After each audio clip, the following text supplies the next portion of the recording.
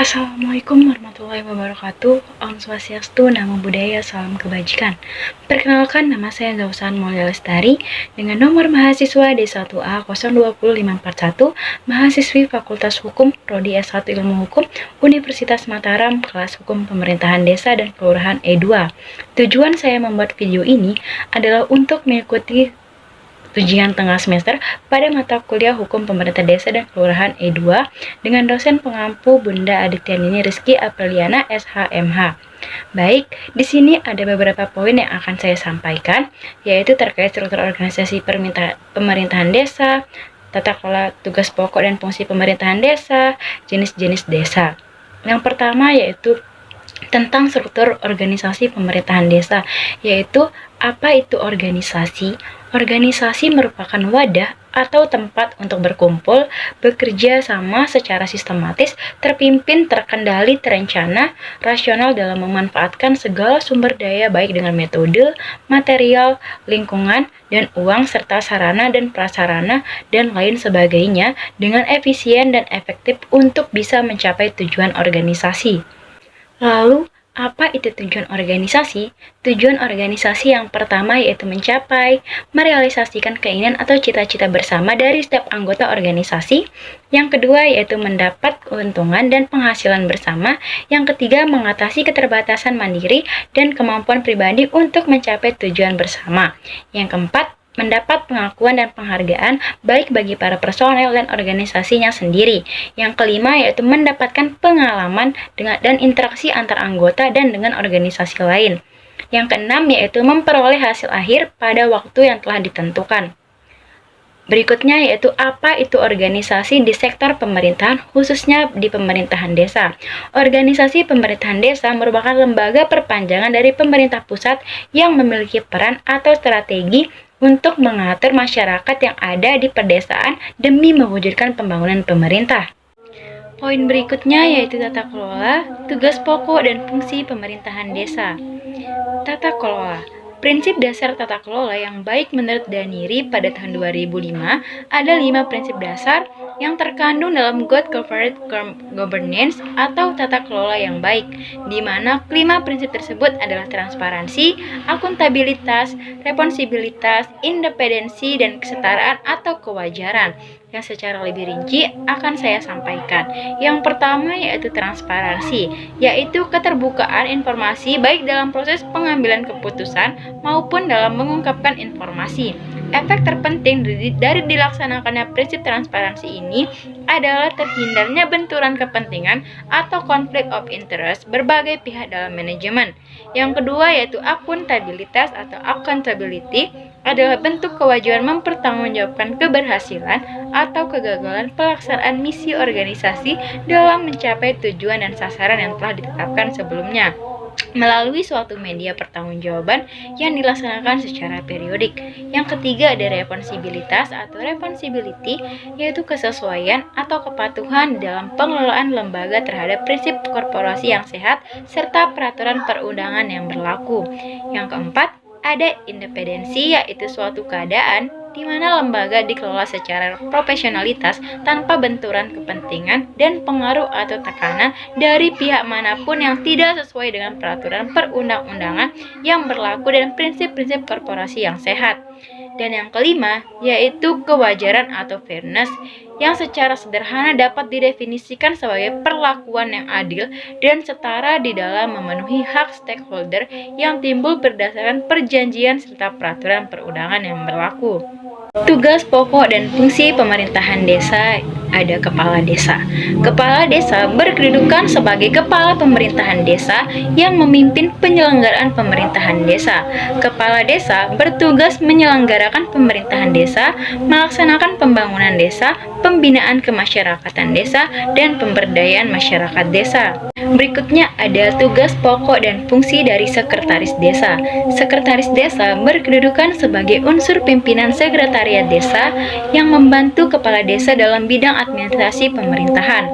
Dalam melaksanakan tugasnya, Sekretaris Desa mempunyai beberapa fungsi, yaitu yang pertama melaksanakan urusan ketatausahaan seperti tata naskah, administrasi surat menyurat, arsip, dan ekspedisi. Yang kedua, melaksanakan urusan umum seperti penataan administrasi perangkat desa, penyediaan prasarana perangkat desa dan kantor, penyiapan rapat-rapat, pengadministrasian aset, inventarisasi, perjalanan umum dinas, dan pelayanan umum. Yang ketiga, yaitu melaksanakan urusan keuangan seperti pengurusan administrasi keuangan, administrasi sumber-sumber pendapatan dan pengeluaran, verifikasi administrasi keuangan, dan administrasi penghasilan kepala desa, perangkat desa, BPD, dan lembaga pemerintahan desa lainnya. Yang keempat, yaitu melaksanakan urusan perencanaan seperti menyusun rencana anggaran pendapatan dan belanja desa, menginventarisir data-data dalam rangka pembangunan, melakukan monitoring dan evaluasi program, serta penyusunan laporan. Yang kelima, yaitu melaksanakan buku administrasi desa sesuai dengan bidang tugas sekretaris desa atau sesuai dengan keputusan kepala desa. Yang keenam, melaksanakan tugas lain yang diberikan oleh kepala desa dan pemerintahan yang lebih tinggi. Selanjutnya yaitu tugas pokok dan fungsi Kepala Urusan Umum. Kepala Urusan Umum berkedudukan sebagai unsur staf sekretariat. Kepala Urusan Umum bertugas membantu Sekretaris Desa dalam urusan pelayanan administrasi pendukung pelaksanaan tugas-tugas pemerintahan. Dalam melaksanakan tugasnya, Kepala Urusan Umum mempunyai beberapa fungsi, yaitu melaksanakan urusan ketatausahaan seperti tata naskah dinas, melaksanakan administrasi surat menyurat, melaksanakan arsiparis dan ekspedisi pemerintahan desa, melaksanakan penataan administrasi perangkat desa, penyediaan prasarana perangkat desa dan kantor, penyiapan rapat-rapat, pengadministrasian aset-aset desa, pengadministrasian inventarisasi desa, pengadministrasian perjalanan dinas, dan melaksanakan pelayanan umum. Berikutnya yaitu tugas pokok dan fungsi Kepala Urusan Keuangan. Kepala Urusan Keuangan berkedudukan sebagai unsur staf sekretariat yang bertugas membantu Sekretaris Desa dalam urusan pelayanan administrasi pendukung pelaksanaan tugas-tugas pemerintahan. Dalam melaksanakan tugasnya, Kepala Urusan Keuangan mempunyai beberapa fungsi.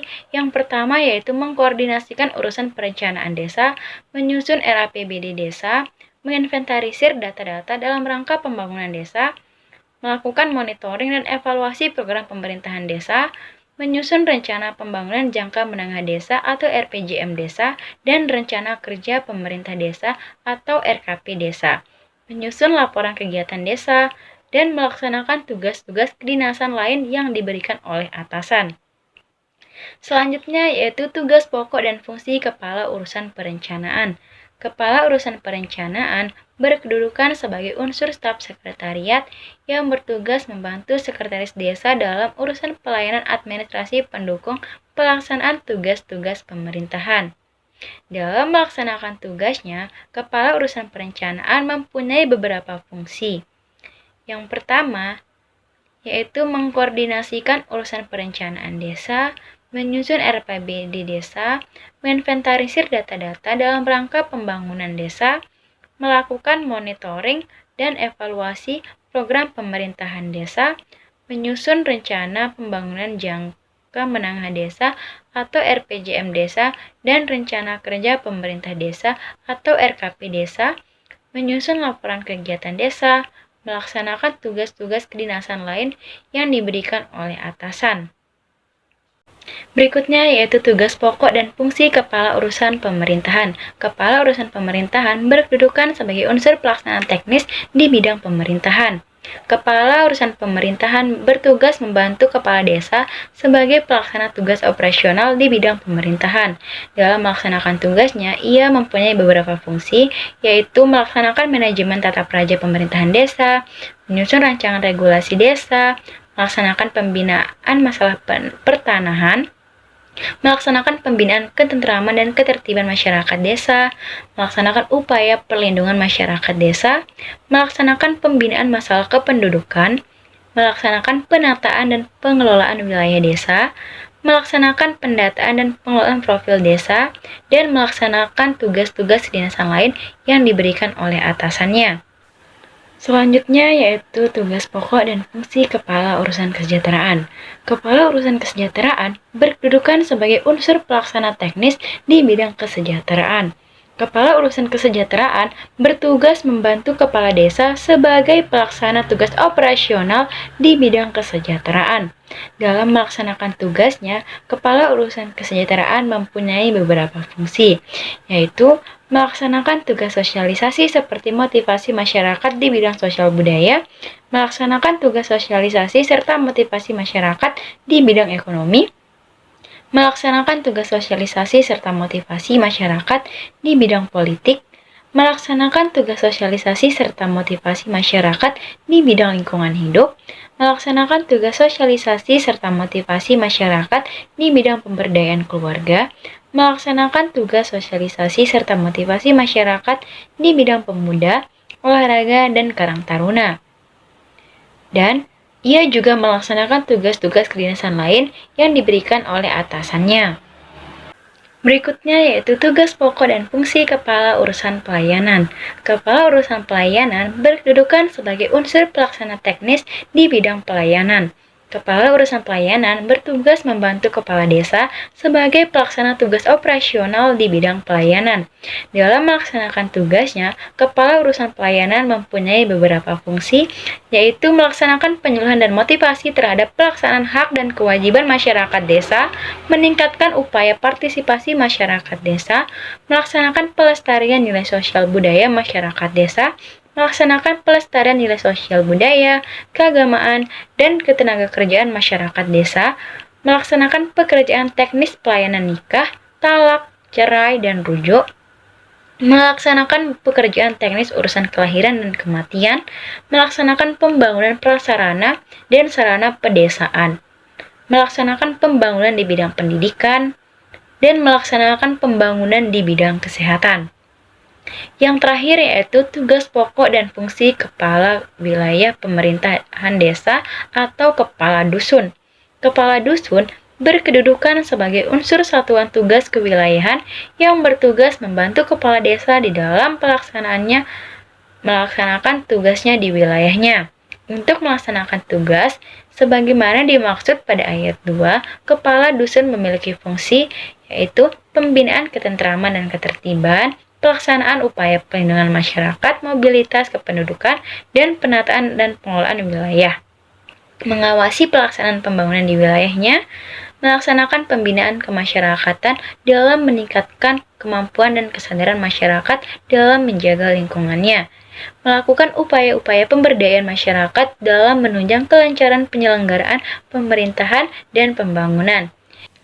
Baik, poin berikutnya yaitu pembagian jenis-jenis desa. Yang pertama yaitu pembagian jenis-jenis desa menurut para ahli. Menurut Wasistiono dan Tahir, desa dapat dikelompokkan menjadi 3 macam, yaitu yang pertama ada desa genealogis, yakni apabila kurang lebih 75% penduduknya merupakan penduduk asli yang masih memiliki hubungan kekerabatan yang sangat dekat. Yang kedua ada desa campuran, yakni apabila kurang lebih 50% penduduknya merupakan penduduk asli, sedangkan selebihnya merupakan penduduk pendatang, sehingga sudah terjadi baik asimilasi atau penyesuaian sifat asli yang dimiliki dengan sifat lingkungan sekitar maupun akulturasi atau pencampuran dua kebudayaan atau lebih yang saling bertemu dan saling mempengaruhi atau proses masuknya pengaruh kebudayaan asing dalam suatu masyarakat. Yang ketiga ada desa teritorial, yakni apabila lebih dari 75% penduduknya merupakan kaum pendatang. Poin terakhir yaitu pembagian jenis desa menurut Peraturan Menteri Dalam Negeri Nomor 84 Tahun 2015. Menurut Peraturan Menteri Dalam Negeri Nomor 84 Tahun 2015, klasifikasi tingkat perkembangan desa terbagi menjadi 3 jenis, yaitu ada desa swadaya, desa swakarya, dan desa swasembada.